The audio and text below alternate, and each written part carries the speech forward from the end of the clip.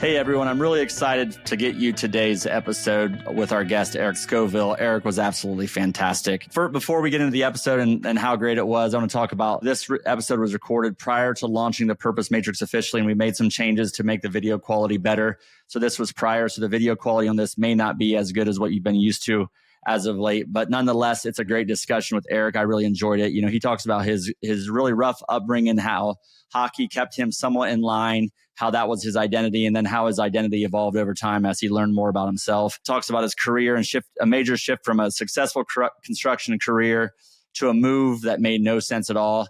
And then really we talk about wealth building. So that's what Eric does. Is he's a a financial advisor, if you will, but not a traditional one. And he talks about real investing, not just in the stock market, but real estate, cryptocurrency, and kind of strategy overall and portfolio strategy, and how his company is redefining estate planning and what a financial advisor can and the impact they can have. And then he gives us some parenting guidance. He talks about his family summit that they host, which can be really impactful if we have kids. And he goes through what the role that faith plays and how he runs his business. It's a really intriguing episode. It was a great discussion. I really enjoyed it. I think you will as well. Hello, everyone, and welcome to this week's episode of the show. Very excited for this week's guest, Mr. Eric Scovill. Eric, how are you doing today? I'm good, brother. Good to be on here. I am excited about this conversation. We're having a little discussion. I was like, Eric, stop. You got to stop now. I have to hit record. We got to get this to our listeners. So very excited for it. For our listeners, Eric, he was thriving in the construction industry, but felt a clear call from God to step into the unknown world of finance. A lot of just knowledge, wisdom, but you can just tell, like, he coaches his business experience, a deep reliance on his humility and submission. He took the leap. And he provides financial expertise founded in spiritual truth. And really what's cool is Eric has identified the fact that he has a unique opportunity to take what he does as a profession to really have an impact on people, is what I heard in a very short discussion that we had. So his business, Storehouse Wealth, and then also he has his own podcast called Wealth Well Done. So Eric, welcome to the show. Tell us a little bit about your story, who you are, and how you became who you are. Okay. Yeah. No, I appreciate you having me on and looking forward to this conversation, Phil. So came from a broken home. And that was key into the development. I had raised in a situation that wasn't ideal by a lot of means, but hockey became what God used to be this strength and discipline, and honestly a parent in my life in a lot of ways.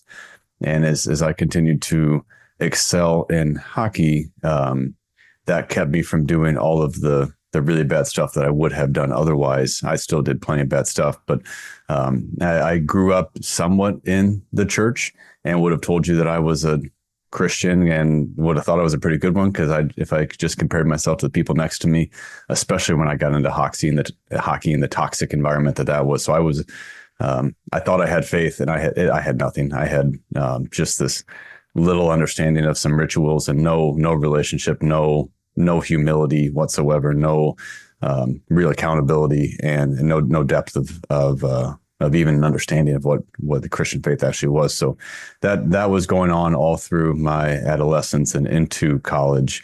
After college, God used something that was at the time the worst thing that had ever happened to me, and it turned out to be the best thing that ever happened to me, and knocked me off my rails and started me on a discipleship journey. And so with that, then I got into construction. Absolutely loved the field, loved the career. I loved real estate. I loved managing people. I loved seeing tangible results from projects. And then when they asked me to look at taking a big advance in that company, then I felt like I wasn't supposed to take it. It made no sense whatsoever. On paper, this was everything you could ever ask for. And I just couldn't shake this feeling that I was supposed to go somewhere different. I was still pretty new in my spiritual walk and definitely new to hearing from the Lord. But we, through a series of events, kind of decided to take the leap of faith, and it turned out to be into finance, which I wanted nothing to do with. Absolutely nothing. I used to walk into friends' offices who worked at financial advisor firms and thought that looked terrible. And so I very reluctantly agreed to step forward into where God was leading. And it's been an incredible journey ever since. What were the items that pulled you in that direction? We said just, you didn't anticipate or picture yourself as a finance person. I'll just say you were loving construction and real estate, but I think the next role, was it like the long-term thinking where you going? Was it like just here and No, now, this feels right? Yeah. Tell me more no. about So, that. so I decided that on my deathbed, I will not care about what position I held. And so they were asking me to they didn't say, hey, we want you to take over CEO next week, but they said, we want to prepare you to take over as CEO of this company.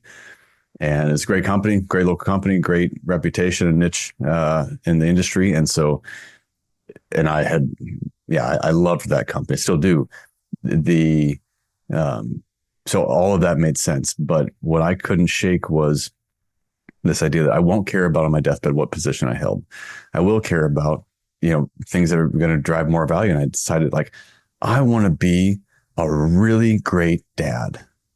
And so I mentioned before some of the broken family. Like, so my dad was not present for most of my adolescent life, and it was honestly it was ugly. And so I was like, I want to be a really great dad, but I'm married at this point with a 6-month-old daughter, and I know that my hierarchy needs to be first God, then spouse, and then kids.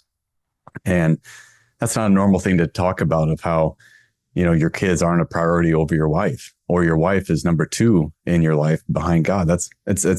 There are places in the church where that you see that good pockets, but that's not normal. Right. And so I just knew, like, all right, if I want to do that, then what does it take to be a really great dad? Time. It takes time. It doesn't take money and vacations. It takes time to sow into them. So I need time. What's it take to be a really great husband? Time. And then I'm going to stop short of saying be a really great child of God, but to be a child of God and to really lean into that relationship, time. And so I need time, and I love giving money away. I have seen the fruit of that, of being more blessed to give than to receive. And I absolutely love giving money away. And so I could get a job, Phil, kind of similar to your background. Like, I could go get a job in executive leadership and make a lot of money, but they're going to demand a lot of my time. And I could get a job that gives me a lot of time, but I'm not going to get a lot of money, most likely. And so the place, if you want to go have a lot of money and time, then you probably need to go out and work for yourself. Yeah. And so that was the premise that led me down this path. And it was, and God just has continued to just leave this, like, I feel like for me, and maybe because of my simplicity, he's given me this breadcrumb trail that I've just been following along the way here. And so he got me to a spot of saying, I want to be the number two man in this company for the rest of my life, to being willing to leave, to, continue to take these steps on the way. So it was that decision that I cared more about. I knew that in the big picture, I'm going to care more about how I handle myself as a man rather than the position I held. And that was the catalyst.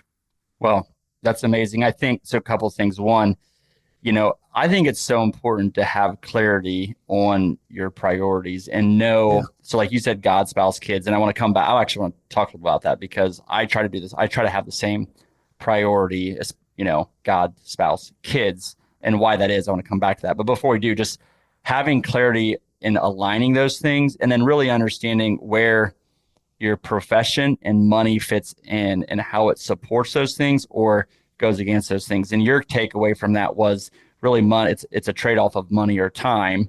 And then, okay, as a business owner, as a business leader, I can hopefully make money, also control my time more if I do it well, which is a whole different discussion, right? Because you can also be a business owner that you work constantly. So setting it up right is a whole different discussion. But I haven't spent time on the podcast. So just a little bit on God, spouse, kids. Why spouse before kids?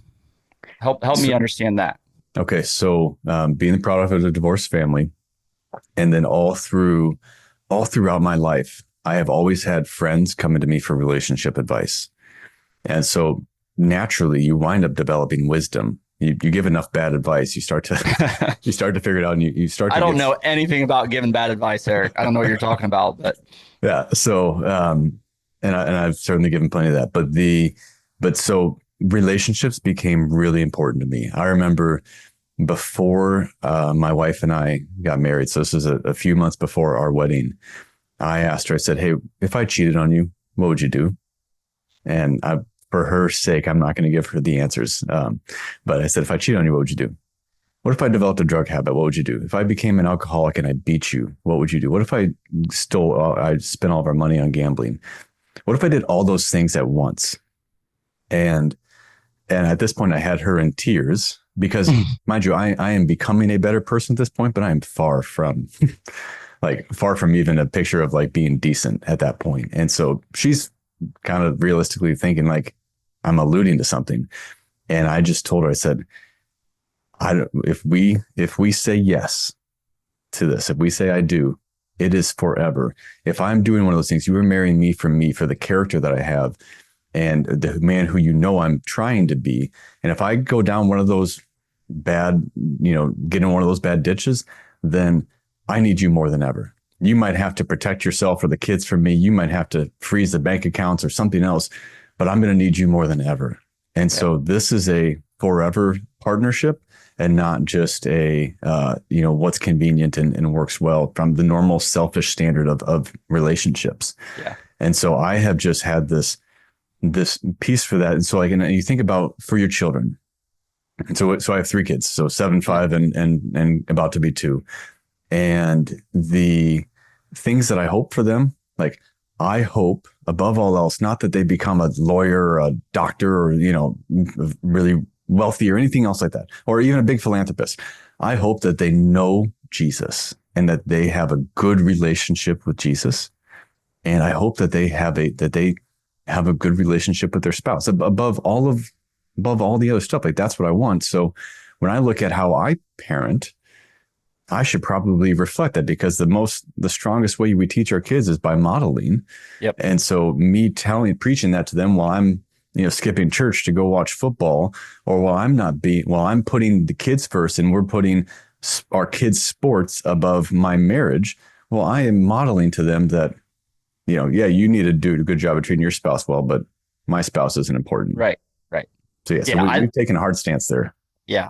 I think it's just, by the way, your comment on, your priority and thinking about your priority based on what you want your kids' priority to be, right? They're the same thing, right? You want their priority to be Jesus, their spouse, and their kids, hopefully, right? Like that's what their hopefully priority be. The other thing is, I just saw this and I forget what book it was, so I apologize. But the time you spend with anyone in your life, right? With your parents, with your kids, right? It's at a peak and then it drops off with your kids. It's at a peak and it drops off, unfortunately, but that's also why embrace the time you have with your kids while they're young.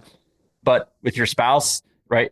It grows and it just stays there long term. You spend a lot of time with your spouse. So not just prioritizing that relationship for the sake of yourself and your spouse and having a good relationship, but the example to your kids, especially, then if you get into boys and girls, right, that are going to be men and women, do you want men to treat their spouses right? Do you want your daughters to be treated right in the model based on the model that you are? I think like when sometimes our kids push back on things and, we have 5 and we never have conflict in our house. But when we do, Eric, the message is, hey, your mom and I, we're on the same team here. Like, we're on your team, but it's our team first is the message we try to convey.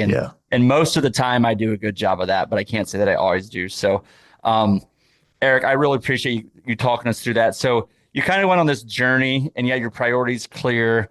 You made this big pivot, right, into this financial career. So tell me more about that pivot and kind of how your company has evolved over time and what you're doing now. Sure. Okay. So I was in executive leadership in construction. And so we went around the country meeting with other companies and giving them advice. So I understood business owners relatively well. And so my financial advisor practice, and that's a 87% failure rate when you get into that career. So if you're getting calls from your nephew or someone else from the pool who, knows that they think you're wealthy, so they want to reach out to you. Hey, do you want to come in for a meeting? I just refuse to do any of that. I said, Lord, if this is you driving me here, then I'm not going to do this the normal way. I'm going to let you bring the people to me. And so to the people who were training me, they didn't like that because that's not the normal model. We know what works here. And we know if you do this, that at least there's a 13% chance that you're going to succeed. And I just 13. I'm not open to that. You wouldn't underwrite a real estate deal if there's a 13% chance it would succeed. So I just said, well, if those are the numbers, then I'm throwing that book out the window and I'm just relying completely on God. And just one other side note here, because I feel like it matters. Leaving a career where you have, national recognition, you've got good competency, and they're asking you to let's move you into a CEO role, and to leave that and go into a career which you honestly don't know that much about, you're not the least bit passionate about, and there's this high failure rate. Like I had to get over take that fear that the devil's going to use, and I had to crush that. And so I basically got to this point of saying, if I believe, if I miss God by not just a mile, but missed him by 10 miles, and he's like, and at the end of the day for me, he's like, what are you doing? I offered you CEO of your dream company in your dream career.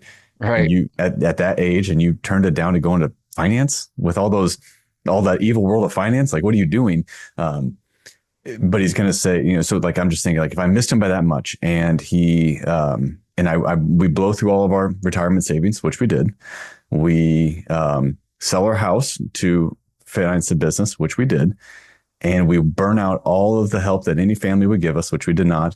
And I'm involved with a number of the local homeless shelters, and I love them. And I love their work, but I said, like, even if these homeless shelters will no longer take us in, and not only I, but also my wife and my young daughter die under a bridge due to starvation because of my poor choice here.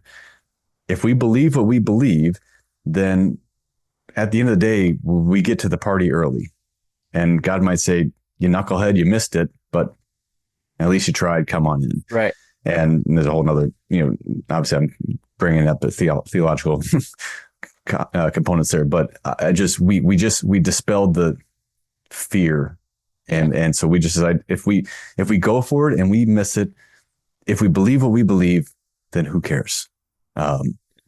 So with that, then, yeah. So the company, so it started. So I just really focused. Well, let me cut you off real quick, because before you get in the company, you had, national recognition, you had the title, you had the potential bigger title. I mean, just all this societal big stuff, right? Yep. And worldly, everything you wanted. How, I want to bring in the word identity, and whether you tied your identity to what you did, or did you not do it, which is what allowed you to have the faith, the courage to overcome the fear, right? Did you how did you identify yourself in that role? Or I guess just how did you think about identity at the time? Yeah. So my first identity crisis was hockey. I was always special. I could not have a small talk conversation with someone that didn't bring up hockey, because everyone knew I was the guy who moved away for hockey. And so my whole life was hockey. And when that got taken away from me, my senior year of college, that was identity crisis number one. And God really worked on that. Then number two, it was absolutely in that role. And that was my identity. And so leaving that was a strong departure. But I'm going to just go another step with this. And a couple of years ago, God used a different different opportunity to really heal me of my identity issue. And so I'm at a generous giving conference, which is held in homes of people that, get groups together. It's someone I don't know well. They would be a target client from any financial advisor's perspective. He's a wonderful man, a wonderful family in our church. And so I get invited to this conference here, and the gist of it is, at the end, like, I'm past trying to impress people on the surface, but now I'm trying to not impress people in a way that is impressive. That's the stage that I was at here. So like, I wouldn't tell people where I gave or volunteered, but I'd want them to find out and then think to themselves of how great I am. Like, so I was in that phase, and God basically, the really short story is he showed me through a picture of a cross section of a tree trunk. And so all of the rings in there, he showed me, he told me that I'm the vine, you're the branches. And I'm like, okay, what's this? And he's spoken to me through tree analogies a number of times before.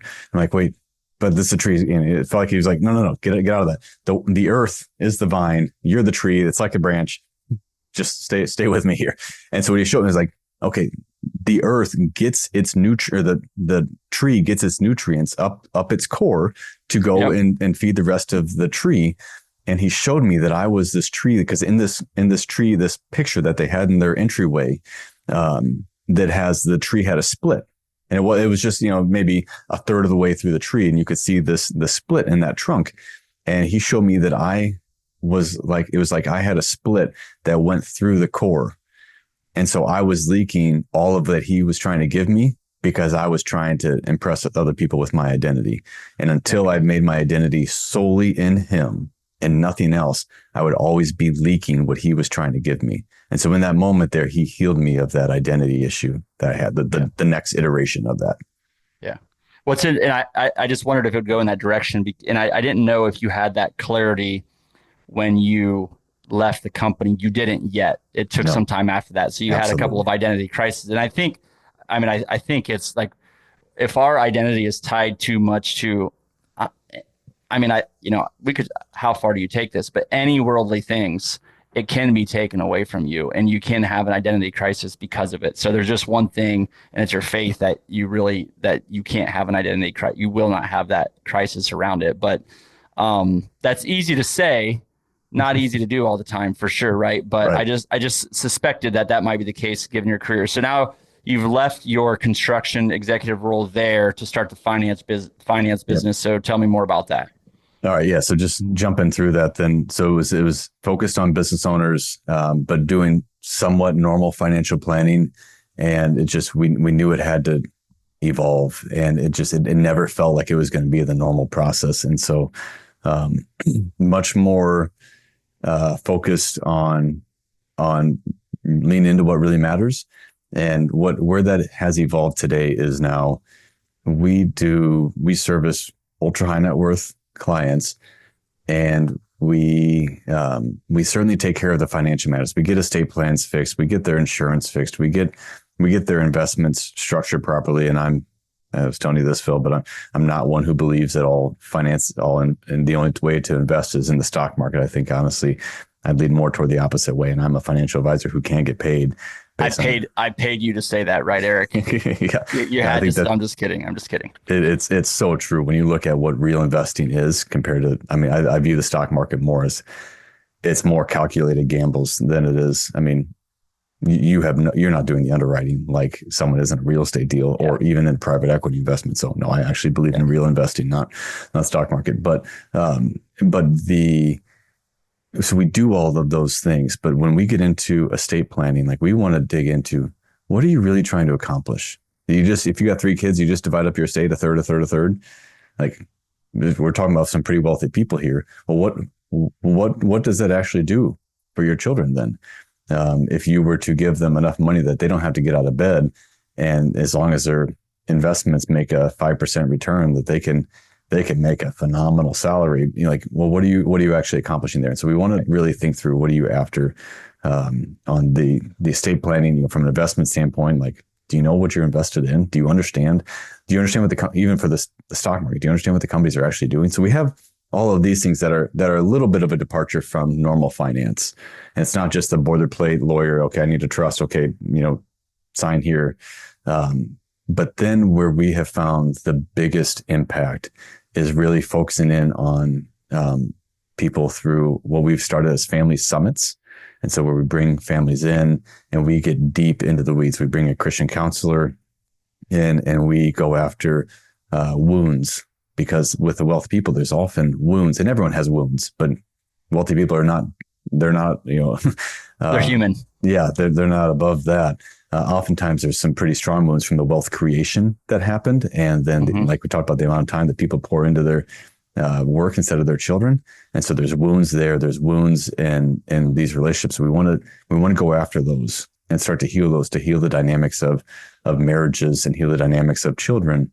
And so what happens here is when I get to know every intimate detail of a person's financial life, I get to understand where they're at spiritually and relationally, then they wind up basically granting me permission to speak to them in a way that no one else in their life can. Their pastor, they're like, no one else has the right to say to them some of the things that I can say, because they've just let me in so much. And when they trust me with their wallet, then they start to trust me with their heart. There's a pretty tight string between your wallet and your heart.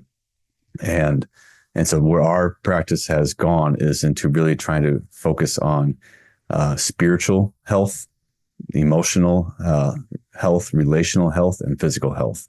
And there's a financial overlay over all those topics. Finances weave their way through all of them. So I'm not stepping too far out of my lane. But the reality is, I think most of us have just assumed that financial planners or financial advisors, this is your lane. You do stock, maybe insurance. The weird ones might dip their toe into real estate. And outside of that, stay out of my life there. And we've just found that there's such an opportunity to do that differently. Man. Okay.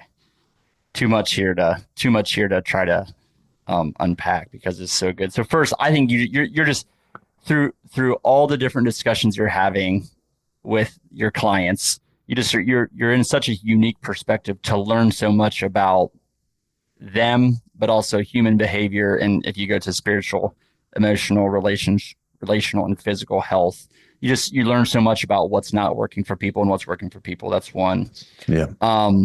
The family summit, I think, is fantastic. And I think if people aren't, are you familiar with David York, who wrote the book Untrusted? So he was at a conference a couple of weeks ago, but he just asked questions. He like talked a little bit about just different estate planning or legacy planning things. And he's like, would you rather have a 12% guaranteed return for the rest of your life? Or would you rather have, kids that are well connected to each other? Like if your kids have a good relationship with each other, right? He asked these questions, like, obviously your answer would be not about the money. It'd be about those other things. But I think so many people, when they think about estate planning and strategies, they think, okay, a third approach, as you say, and they're not, like, we need to teach our kids, we need to allow our kids, and I think maybe help our kids with opportunity, but we cannot just give them things. What we need to give them is the ability to understand wealth, and not financial wealth. All these different types of wealth, I think, is what's so important. Well, yeah, absolutely. And so if you say give your kids opportunity, what that means to a lot of people is, I'm going to give my kid the opportunity to go play high level sports. And so I'm going to pay this extra money, drive them to all the practices and travel games, and I'm going to keep doors open for them. My mom did that. And it's hard to imagine doing something what my mom did for me with all this, especially as a, so that is one kind of opportunity. The opportunity that I think is really more important for especially listeners of this podcast who are likely going to fall into the, higher demographic of people in America, you need to focus on opportunity as character building opportunity, because most of our kids today are growing up in a world that is so much easier and more automatic and everything else like that, that when we're talking with wealthy families, if you didn't have to try hard at school because you knew you had plenty of money, if you didn't have to try hard to make the sports team because dad was going to pay for you to be on the team anyway and make sure that you got enough, playing time, if you didn't have to, go through a clunker vehicle that you didn't know if it was going to make it on its way to work, if you didn't have to work, or if you did work, you worked at the country club as a bag boy or something, or at, some dad's friend's company, right? Like those things, you just missed out on so many character building opportunities that the people who created wealth and who honestly, if you found people who were going to measure up as that's a successful life that I want my kids to model after. Well, if you go find out their stories are going to have plenty of hardship along the way. And it's not like your kids have to, if you're wealthy, you have to go create hardship for your kids, but we need to allow them to build character in other ways. And you might need to partner with the Holy Spirit on that to ask, to get that, what does this child need, which might be different than another child of yours. You got 5 kids. Yeah. They're not all the same. No. And so this family summit, I want to ask more about that. Tell me more about just what does that look like? Is that a weekend? What are the things you're talking about? Who's all there? Just help me understand that concept a little bit more. Yeah. Yeah. So we are, what that looks like is normally it's about a 3-day event. If you come in the evening, we're going to do opening dinner. We're going to spend all day the next day going deep, and then go through the morning of the following day, and then get them on the road, after lunch. And that's all. That's really all the capacity you have, because there's just so much that you take in. Yeah. And so the summits, the longer that you're with the family, the more that they stop caring so much about the finances. Once you've addressed those low hanging fruit, like I talked about, we've got the estate plan figured out, got the insurance, all these issues that they had with, the last advisor had them, with some big whole life plan or something else that didn't fit them, or whatever it might be. And you fix their issues there, and you clean up their cash flow and other things like that, get their entity structure correct. Once you're off of those things, you're basically, what we're trying to do is then free up our clients' mental space to allow them to focus on what really matters. So at the summit that I'm planning right now, we've established goals for the family. And so one of the family's goals is they want to all have the God, spouse, kids priority level, and they're working on spiritual goals. And so what we said is, for this goal here, a year from now, we want all of the adult members of the family to put their spouse above their children. This is a big deal. And so we're bringing a counselor in who's going to spend the first morning, 4 hours of the morning, just talking about digging into relationships there, and talking about how to put the biblical understanding for that, and then how to, literally put your spouse above your children.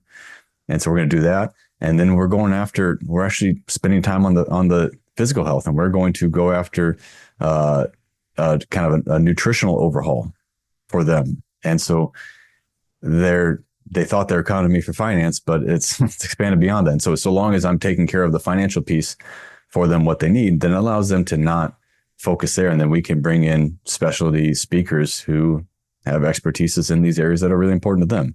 But we have summits are normally characterized by lots of Kleenexes, because we get deep, we uncover issues, miscommunications and wounds, and we uncover things that have been plaguing people for a long time.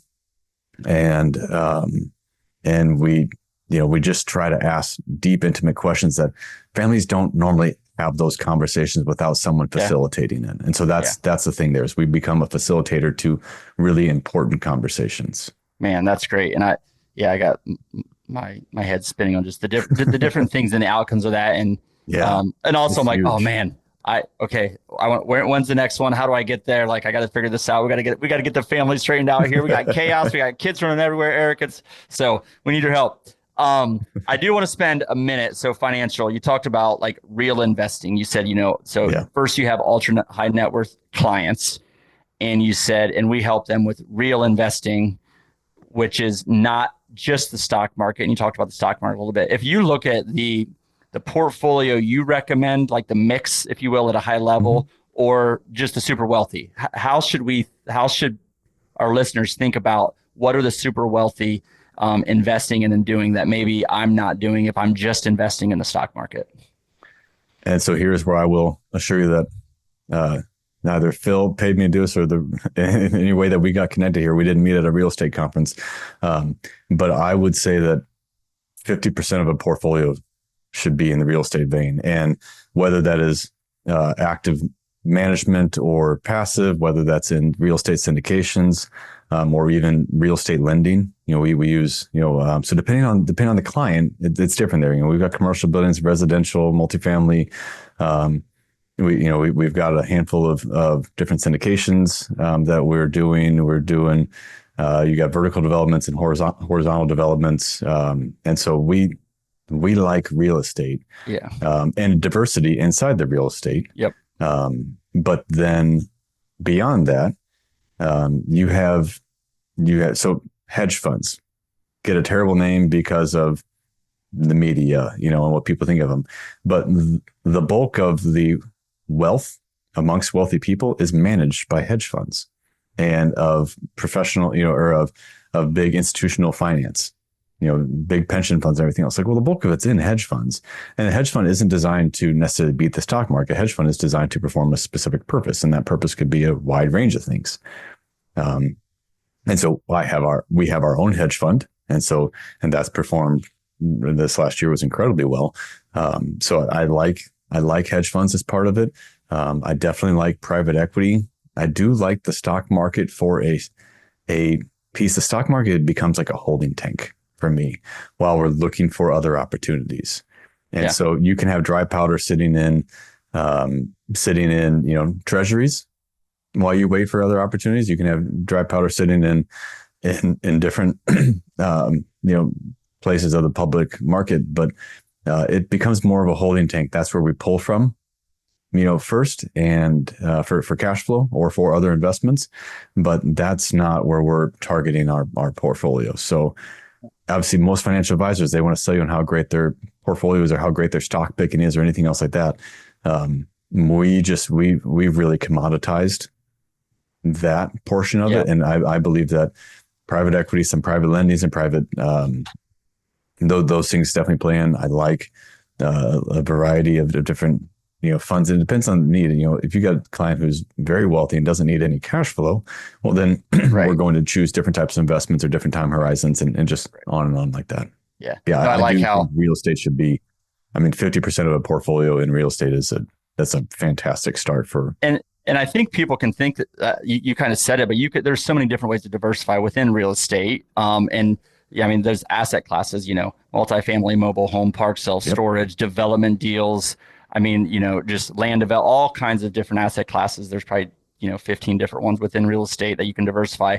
Private lending, I think, is an opportunity for people if they're not doing it. If you know people that you can have real estate backed investments where you're lending to people. You can make really good fixed returns, high cash flow returns on that. You might not get equity growth from that, but high fixed returns that people aren't familiar with. Private companies.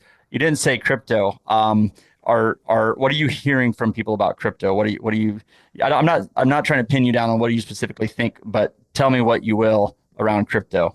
Well, the interesting is that you and I haven't talked about is our hedge fund is actually in crypto.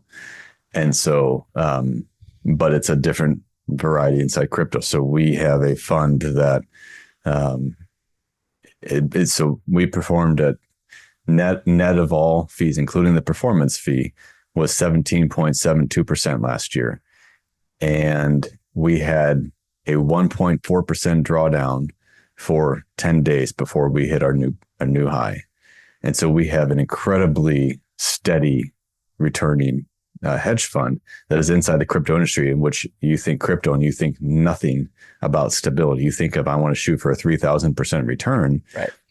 But I know that I might have to deal with a 95% loss for some prolonged period of time along the way. And so that's what we think of crypto. I do think that with crypto, I think the big thing is regulation.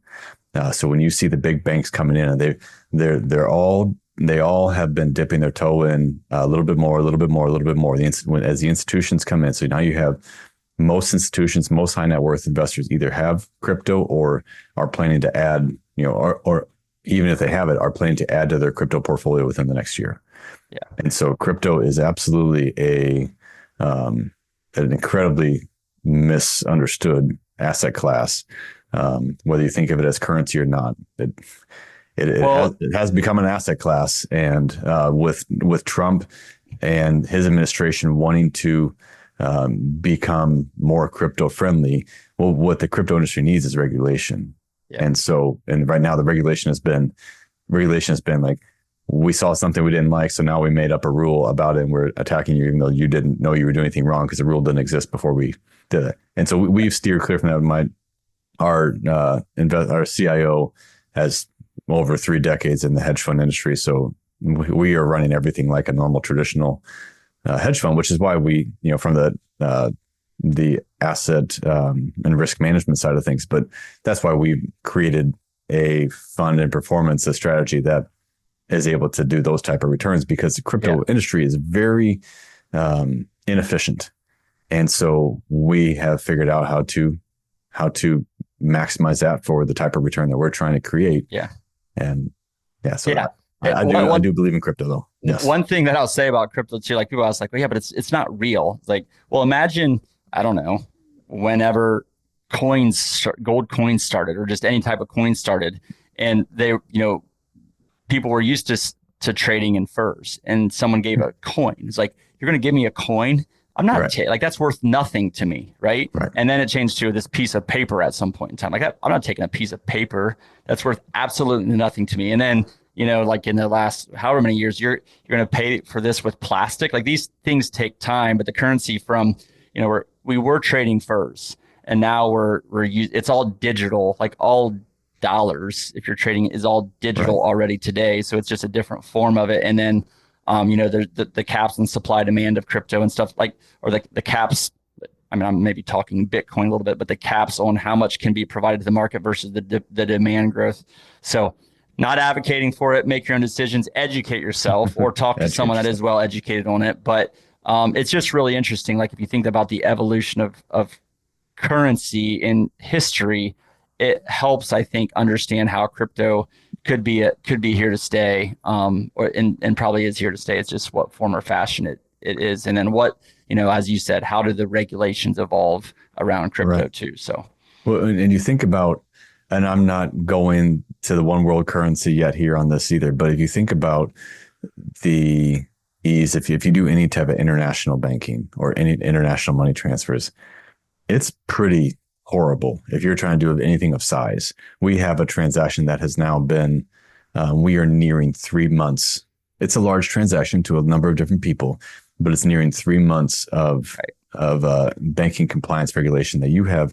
We're talking about 10 figures of money that is currently tied up in compliance there. And that's a big deal to a lot of businesses that are waiting on that. And so international transfers are a huge component of this. And there's so many other pieces to that. But yes, I think that cryptocurrency is likely here for a long time.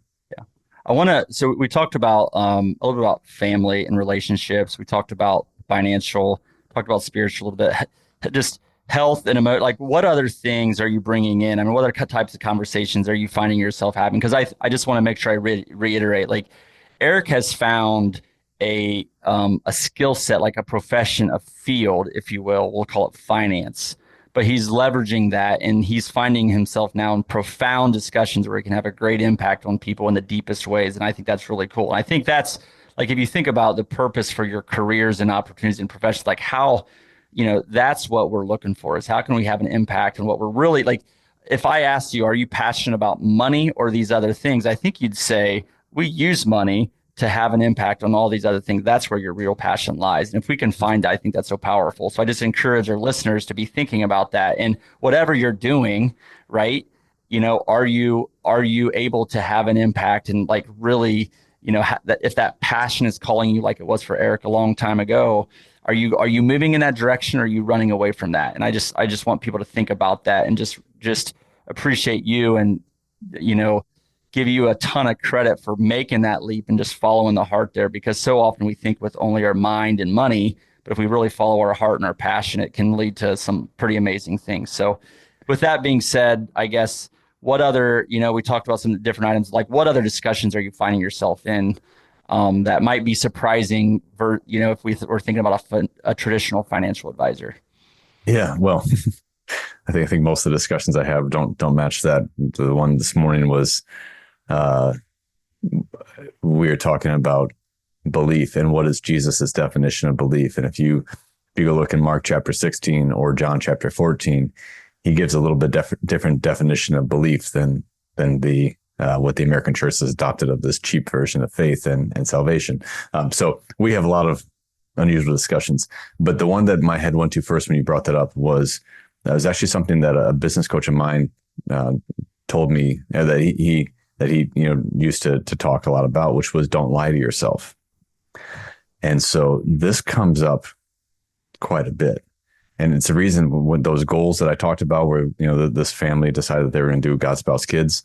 Part of that is getting into, let's not just say that we want to do these things, or let's just not just say that we're working hard at them or something else. Like, let's really bring that to the front and center and put it on the table.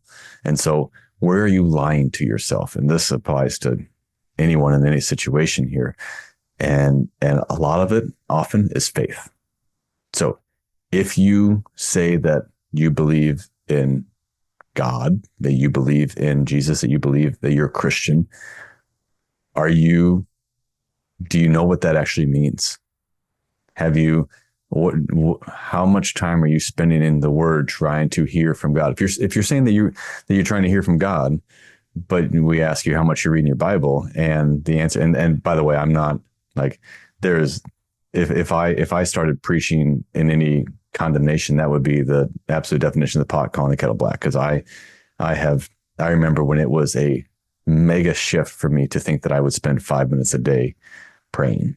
Like that was out there. So Yep. my quiet time now with the Lord, like if I don't get 90 minutes in the morning, I kind of feel robbed. I feel like that wasn't enough. And so I've come a long way.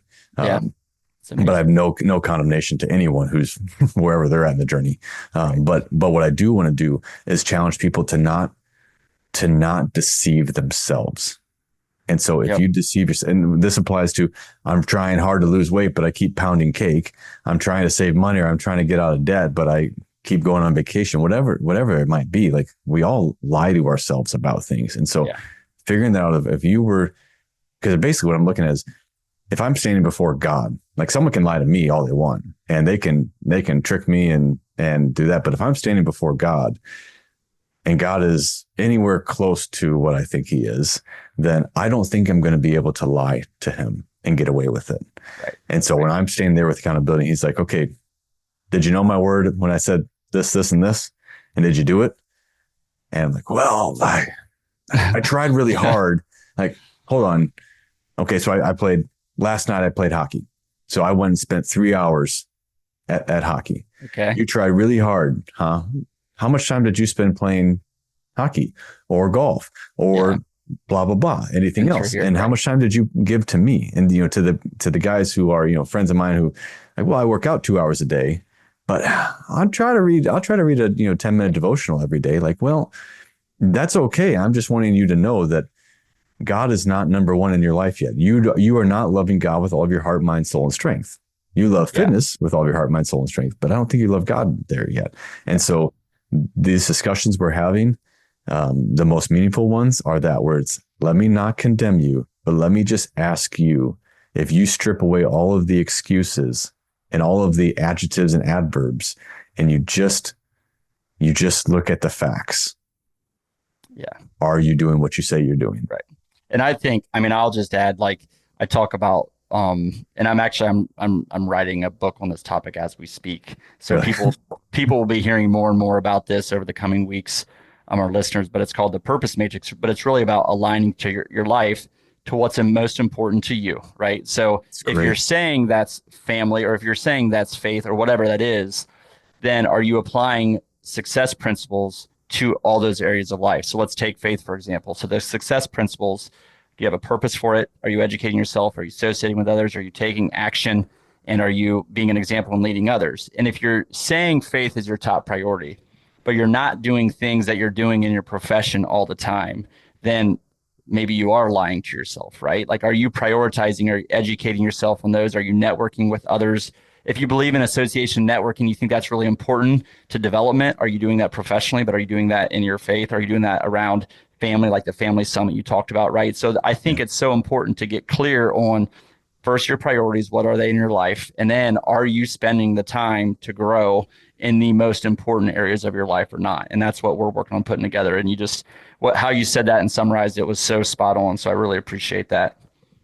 Thank you. Yeah, I think that the thing that has hit me the most is I've taken more time. I've done a really slow read through the Bible this past time, and it's just hit me like, I think the American church is in trouble. And again, had we had this conversation prior to this past, trip through the Bible, these words wouldn't have been coming out of my mouth. I would have been talking more about family and, and giving and other things like that, which I still love.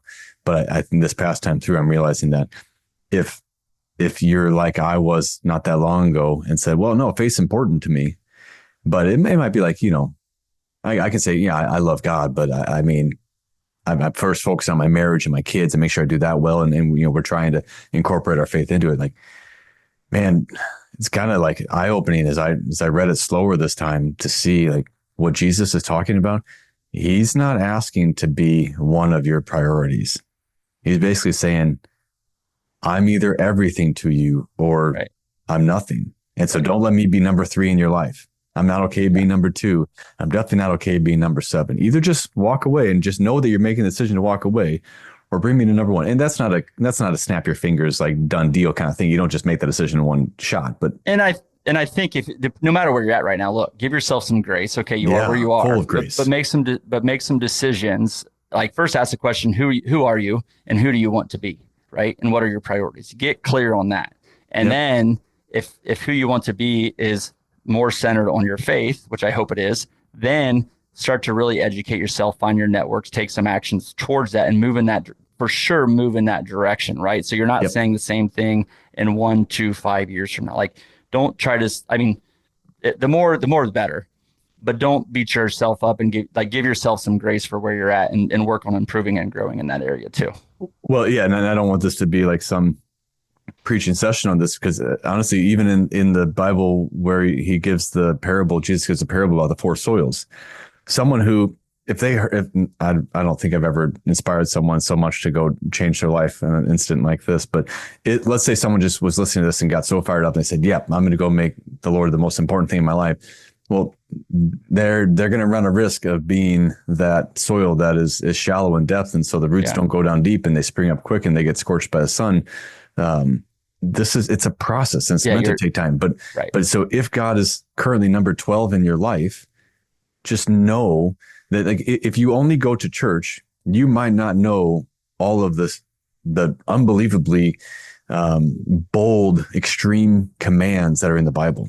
And straight from Jesus' mouth. Forget Old Testament stuff or anything else. You might not know that. And so just understand that there's a whole lot more to this than what you're hearing at church, and you're going to need to dig in more. Yeah. And just know somewhere in the back there that I'm going to continue this journey, but I know that God's probably needs to continue to migrate up to the top position, and you don't need to be there yet. And you don't need to rush your way there, and you don't need to beat yourself up if you're not. All of those things. I completely agree with you, Phil. Yeah. And you don't have to apologize, because I love having these deep, authentic, real discussions around truth. So I appreciate it so much, Eric. I want to ask you a question. If you just step back and reflect, right? So you're in the construction industry, you have all the titles and all the identity around that, right? You decide to make this shift. And when you make this shift, I can't imagine you could imagine where you're at today and doing with your business what you're doing now, and the conversation you're having this morning that you're just alluding to. So step back and reflect. How does what you do, how does it make you feel? So fulfilled. I love the work. I love the meetings. I love the challenges. I love every place that I'm ignorant. And I used to hate that. I hated being ignorant. And now I'm embracing it. And it's forced humility on me in different places, and in humility and in relinquishing control, it's brought such freedom to me. And so now when I get to help other people experience freedom, it's the most rewarding part of my job. And so I was just talking with someone else with the work that I do, and we're talking about how having some people make 9-figure gifts to the kingdom. And I told you, I love giving money away. And I'm involved with a lot of charities. Great charities are doing great kingdom work. And those gifts can lead to millions of souls getting to hear the gospel and come into Christ. But what I love even more than that is just the one-on-one relationships with these families that I work so closely with, and seeing them grow. I love that more than I love the idea of seeing another, big gift go to the kingdom. And it's just probably about a little bit of proximity, because I'm closest to them, and I might see the gift go there, but I'm not engaged with the souls. I love making a difference in someone else's life. That's awesome. That answer was great. And I love to hear that answer. It's just authentic. It's real. And you can just tell you're living, you love what you're doing, and you're getting so much fulfillment out of it. So just honestly, congratulations on figuring that out, and just, again, following the heart as we talked about. And I'm sure you obviously had some help in figuring that out as well. So, well, thank you. And I just, this model that we have, with some of the stuff we're doing, it's starting to get more attention, and get elevated, established, but it was not me at all. This was from my perspective, all of this is an accident that I've accidentally stumbled upon this. Obviously, this is divinely orchestrated by the Holy Spirit throughout all of this. Me starting the hedge fund, which forced me to leave the other position and open up my own RA, and just all of these things have just been. I just follow the little breadcrumb trail and just keep going, and I have no idea the mosaic that the Lord is creating. And right now, I'm seeing part of it, but I'm sure that it's much grander than what I can see now. But even just looking at the part I see now, it's incredible, and it's just also humbling because I am so not qualified to do this myself. Like I feel like at times I should just recognize like I'm barely qualified to tie my shoes, and to see what He is doing in me.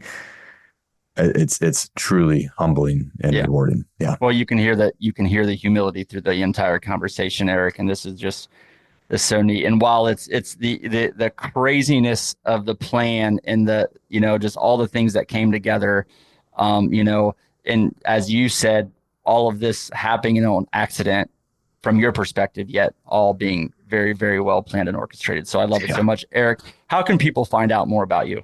So storehouseassets.com, assets, ASSETS plural. So storehouseassets.com is our website. And you can find out a little bit more about what we do there. What I alluded to before, we serve a small number of clients. So it's not like we're out trying to market to bring in a whole mass of new people. But at the same time, knowing that we serve a small number of clients and we need to do that so we can go as intimate as I've talked about here. I've wanted to make all of the stuff that we do available for free to people. And so that was the reason for starting the podcast. And so the podcast, like you mentioned, Wealth Well Done, it's a play on words there. Well done, good and faithful servant. So Wealth Well Done is our podcast. And I mean, all of the strategies that we're talking about, whether we're talking about using real estate professional status to offset, active income or, my view on estate planning and helping walk people through simple estates. And I even read one of them, like the cover letter we have for our trust. We have we have minor children. So if someone listening to this doesn't have a trust put in place and they have assets, I would strongly recommend go listen to that website. Go find the one that we did on estate planning.